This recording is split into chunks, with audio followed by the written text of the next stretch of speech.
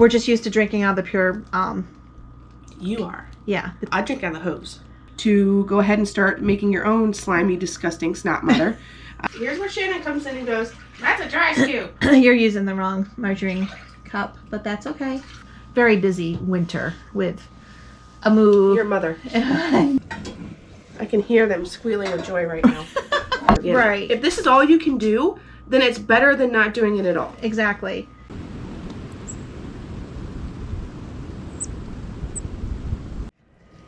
What's up, guys? Welcome back to the homestead. We are doing something really super fun today, and that is we are literally going to be reviving our mothers.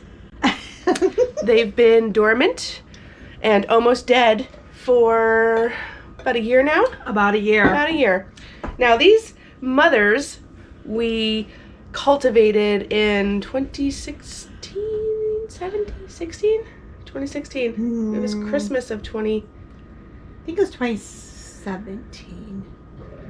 I don't know. Doesn't matter. They've been around for a long time. And what we're They have. talking about is kombucha! Now let me show you where we've been storing our mothers. Here's one. Look at how gross that is. I know, right? Right, Dix. Now, this looks disgusting, but this is going to make the best, most healthy, virus-busting, gut-boosting brew that you are ever going to put in your mouth. So there's one behind the frosted flakes here. Is the second one. That one has, Isn't that gross? yeah, Isn't that disgusting? it's pretty, that one's pretty dry. Yep, but it's still good because what you're not seeing is mold. Yeah, there's absolutely Mold, bugs. Nice and smooth and gross. Yep. So these are the mothers. This is our dinner tonight. We're having stuffed shells and we'll get excited. These are the mothers we're going to be reviving. Now, like I said, these have been sitting. These have been alive since 2016, 2017. We're not sure. They've been sitting in a garage for about a year. About a year. And Pretty sad. I'm going to just show you how resilient these things are. Okay? So the first thing I'm going to do, what we're going to do today is we're not making kombucha today. We're just reviving the mothers. Bringing them Reviving back. the culture. That's right. So what I'm going to do is wash my hands. Always start with clean hands. Gotta clean your hands because Clean. they will absorb everything they touch, Yep. which is why you have to use. Tell them about the metal and the plastic. You only use stainless steel when you're dealing with kombucha. You don't use plastic. As you can see, these are glass. These are glass containers. Whenever we're dealing with making the kombucha, making the tea, anything that goes with it, everything that we use is stainless steel. Clearly, when you're cutting up your fruit and stuff to put in the kombucha, it's a different, I mean, you can use a cutting board and things like that, but whenever you're brewing and waiting, Yes. glass or stainless steel. So this is exciting for you guys because this is going to be almost exactly what you're going to have to go through to start your own kombucha brew. So yes, we are already starting a little bit ahead of you, but we've got a trick for you at the end of this video to go ahead and start making your own slimy, disgusting snot mother. So you want to stick around for that. So the first thing I'm going to do is I'm actually going to combine these because we are going to make a really strong, really sweet batch of black tea to sort of get them going again. So we don't need them in 2 We need jars. to feed them. The whole point of the sweet black tea is to feed them. Yeah. I'm like a really, and again, this is definitely a trial for us because we've never let our mothers sit this long. We've never let them sleep. But we couldn't move up here to upstate New York from Florida with, what did we have, 8, 10 yeah. gallons? 10 gallons We of have- gallon jars right. of kombucha going at all times. And you can't really move those. You You can't. can, but it... We couldn't. It just, we weren't in the... Actually, I'll put them in here because this one's got the temperature. See, now, again, moving from Florida, we're going to have to keep a better eye on our temperature because it's freaking cold up here. Look at that. Look at that. Now, each time that you make a batch of kombucha, you're going to get a new mother. And when you let them sit, what they do is they compact. So a lot of the times you'll just get like a snotty film on top and see all this disgusting looking stuff. It's actually very healthy. It's very good for you. It's all good bacteria. Kind of like fermenting. When you eat sauerkraut and stuff like that, it's good for your gut. So this is, Yeah, I don't know. it's a thick one. That's what she said. Yeah, I don't know. So we'll put that in there. Again, we're going to try it and we're going to see what happens. We're going to revive all of them because we're also going to try our hand at selling them. So if any of you, at one point or another, wants a disgusting snot mother, once we get them up and going, you can start brewing your own kombucha. Now, there are there are different ways of making kombucha. There's really only one right way because it's really easy to mess up, but if you listen to us, we'll make it easy. But you don't actually need your SCOBY, this is called a SCOBY, the mother in the brew to get it going. No. What you need is the liquid that comes off of it. And it's disgusting. Again, it smells like vinegar. It's actually very clean smelling, even though it looks gross. But we do want to try our hand at selling these because it sort of hyperactivates everything that's going on in the liquid that comes out of it. So I'm just going to give this a quick rinse. No soap. No soap needed. You'll see that comes real clean, real easy, because it makes a vinegar type substance. And vinegar, as we all know, is great for cleaning. For cleaning. Now, we're going to make the brew real quick. So what I'm going to do is I'm going to take 4 cups of filtered, non-chlorinated water. We're on a well up here, so we don't have to worry about it. But if you guys are in the city and that's all you have is chlorinated water, you can either go buy it, or you can just leave it out overnight and the chlorination will disperse into the air. So just leave your water out overnight and then you're good to go. You can use that one if you want. Why? Because it's been through the more filters. I don't know. Alright. We don't know what we're doing. So I'm going to do 4 cups. 1. And here's where Shannon comes in and goes, that's a dry scoop. You're using the wrong measuring cup, but that's okay. That is for dry ingredients, not for liquids. It's alright. You do you. You got this. Is it still not measuring a cup? It's measuring a dry cup. It's not measuring a liquid.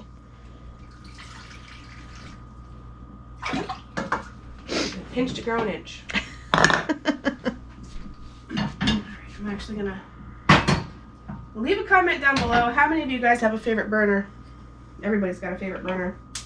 And it's not this one. It's not. It's not. We hate that burner. We have a filter on our well, so our water that comes through here is filtered. We put it through the purifier just because we're just used to drinking out of the pure. You are. Yeah. I drink out of the hose. You do. I would not. The next thing we're going to need is tea. Now, there are so many, again, like we said in the other video, the lures don't actually have to catch the fish, they just have to catch the fishermen. So there are about 1 billion videos and books that you can read about kombucha. Each one makes it a little bit more confusing. It's really not that hard. It's really not. So this is just Lipton tea, as you can see. Organic is better, but if you can't afford organic or can't find organic, don't worry about it. This is just regular old Lipton tea. It's black. Now, when we do this on a larger scale, which you guys will see later, it's a complete disaster mess. But right now, I only need 4 to 6 of these little tea bags. So the thing is when you go with organic, obviously, whatever you're putting into your body, ideally, you want it to be organic. So, but don't hold that thought. Yeah. But don't let people guilt you into saying that you're not doing it right or you're just hurting yourself because you're not doing organic. Right. If this is all you can do, then it's better than not doing it at all. Exactly. And then, unfortunately, like we're at a very small town now, very small. And the very small grocery store that we shop at does not have organic tea. So we will, now that we're bringing the mothers back, we will probably go online and have some organic tea shipped to our house. Yeah. But for today, we just really wanted to get started because we've been itching to do this and we've gone a very long winter. And both Rochelle and I feel like we're missing something, like in our diet. Kombucha. Yeah, like we're missing getting back to things that we we're craving to do, like that we were doing so often back in Florida. It's just been a very very busy winter with a move. Your mother. Jenny jumping bean and a house full of people. It's hard. So this is one little step that we're trying to bring back. Yes. If you guys are new around here, what she means is we moved up here to upstate New York from Florida with a herd of people. So we came with our daughter Brenna, and along with us came Brenna. Now she is 21. She's 21, so she's very much an adult, but we're not going to leave her behind. And nor would we want she was to. actually born up here, and Shannon was born up here, so it's just coming back essentially. But I digress. With us came Brenna, of course, and then with Brenna comes her boyfriend, of course, because she's not going to leave him behind. And then with her boyfriend comes her brother. No, his brother, not her brother. Oh, I'm sorry. Yes, his brother. So with her boyfriend comes his brother. There's not that I know of, unless you and I need to talk if there's another kid around. I don't know. So this home is very mismatched. It was a camp type of situation. Mm-hmm. He didn't really hunt, but it's still like a camp. So no, but he was definitely he was an outdoor person. I mean, absolutely. Like they have a lot of we moved up here because we wanted land, and we needed to. Well, we should make that as a whole different video, like why we decided to move up here. But yeah, we will. Yeah, my point. We're digressing. Is that for a camp, it's very sophisticated. For a house, you have to use your imagination. So we've got in this area here, her mother was staying back there in a small bedroom.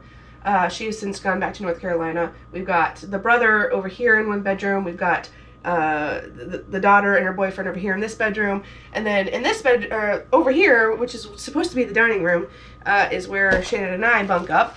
So it is a very, very full house. So it has been weighing on our minds to get back to what we were doing in Florida. Now, we were doing this in Florida to survive. So we had and we weren't doing it to survive necessarily health-wise. I mean, we were doing it for our health, but we were doing this because we had this calling that I don't even know how to explain it. Like, we needed to get to a place where we were mentally better, physically better, emotionally better. I don't know. I'm not sure how to explain that part. Yeah, that's about right. We were so craving the natural life, the farm life, the slower pace, being connected to our food and the earth, and we were constantly being ripped back out of that by a profession that we had to go to. But it's a very tough environment, that particular profession. So we were doing it to reset, to reconnect. Mm-hmm. So now that we're here, continuing on that dream, we're actually here. We need to pick it up again. It's just been hard with all the people in the house is what the point of the whole freaking story was. I think this right here is probably like one of the longest stretches you and I together have been in this house alone. Oh, you mean today? Yeah. Yeah, it's been like, what, 3 hours? Yeah. 3 hours. Where we haven't had somebody else or other people here at the house, which is fine. We're just saying. It is, but there's always other things that aren't homestead or farm feeling. Like, you can live in a place, and if you're just not doing what you want to do, it takes away from the feeling. Like, we've been alone 3 hours, and we've already made one of our favorite homemade meals. We are reviving our mothers. We're starting our kombucha back up. Right. We're going to repot our plants. We're going to uppot our plants. Right. Like, when we get alone, it's like hands on deck, like farm time. Like, let's we get back to what what we've been craving to do.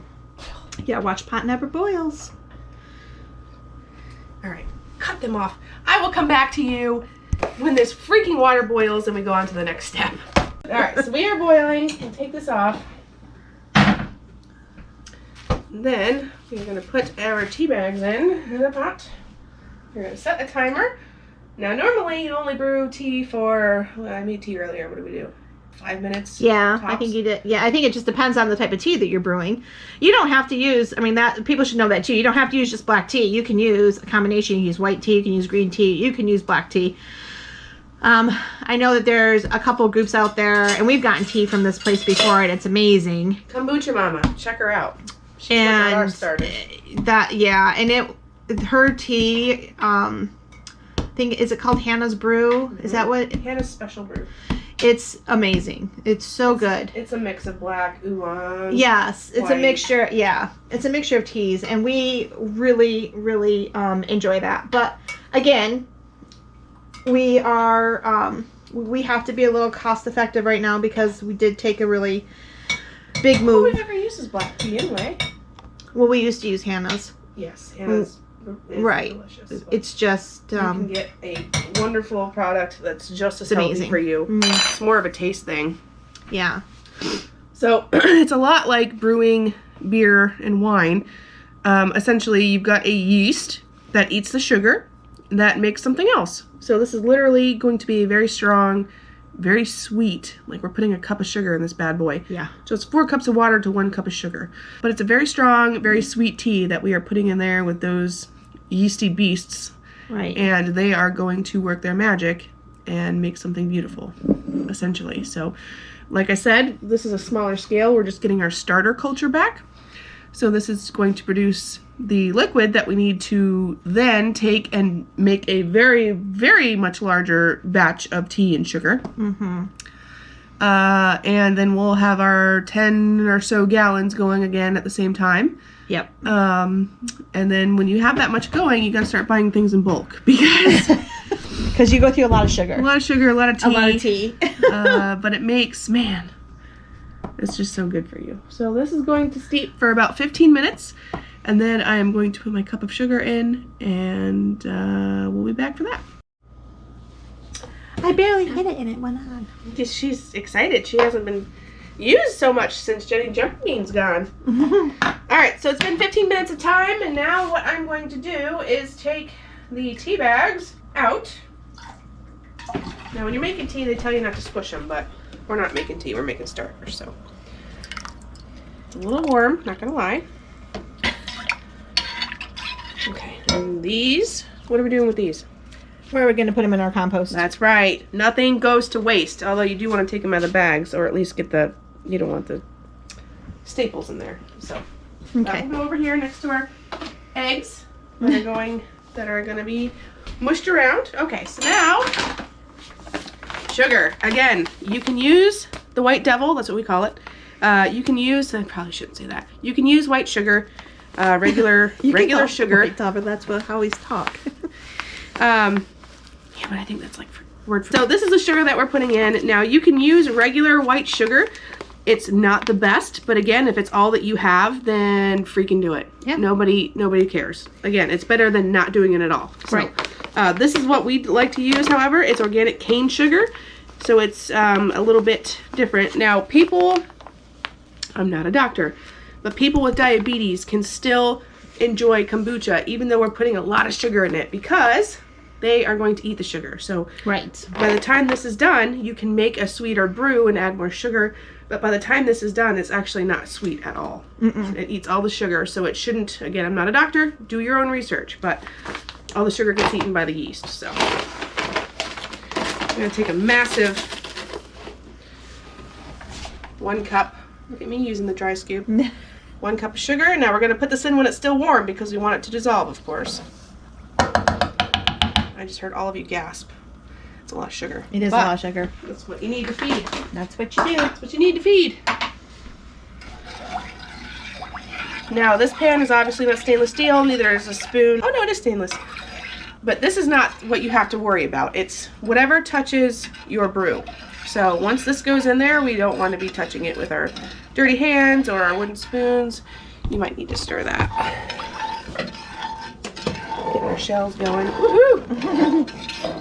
So we're just going to mix this in real well. And then we have to wait for it to cool because we do not want to kill our moms. We don't want to kill the mothers. We do not. Not after all this. Not after having them sit dormant for a year. But that just goes to show you the testament of how powerful these things are. They've been sitting dormant. It's like a good sourdough. They've been sitting dormant, but we can bring them right back to life and they can go right back to work. All they need is a little sugar. Kind of like me. Alright, so that's stirred in real well. You could float a horseshoe on it. Oh! It's sweet. So we're going to let this cool. You want it to be about body temperature. If you let it sit and it's room temperature, that's fine. It doesn't have to be body temperature. You just don't want it too hot. You don't want to kill the good bacteria that's going on. So we're going to let that sit and cool off, and we will bring you back for the last part of this video. Okay, bye. Is it snowing outside? It is. It's snowing. Alright, so this has now cooled to about body temperature, a little bit cooler, room temperature. It's cold in here, so you know, we're in upstate. So what we're going to do now is, again, these are our gross mothers, and we are going to feed them.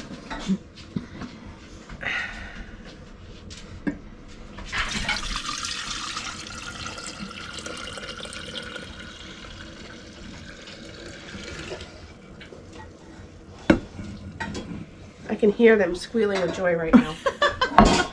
So, we're going to keep an eye on the temperature here. We don't want it to get too cold. When it starts to get too cold, nothing happens except that everything slows way down. If it gets too hot, then that's when you can actually start to kill them. So, these mothers are now swimming in delicious sweet tea, and it generally takes about a week or less, depending, turned into our delicious starter for our kombucha.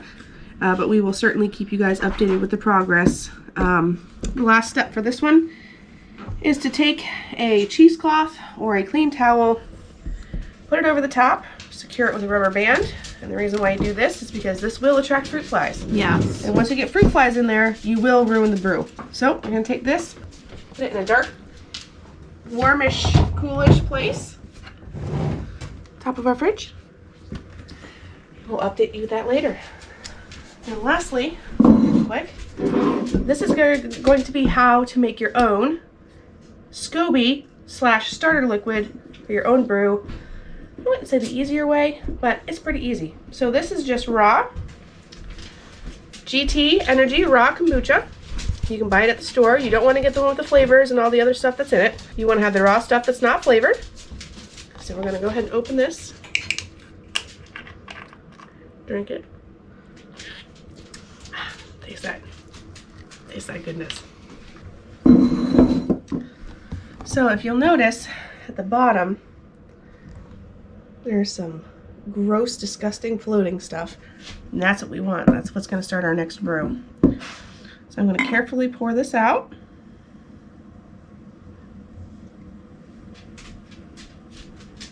Until I see some of the floaters start to go in there. So we want to keep those. We need about a cup.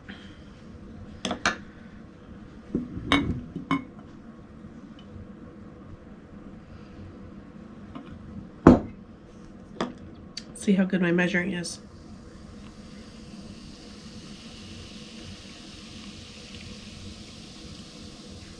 Pretty good. You got some of that stuff at the bottom. We want that.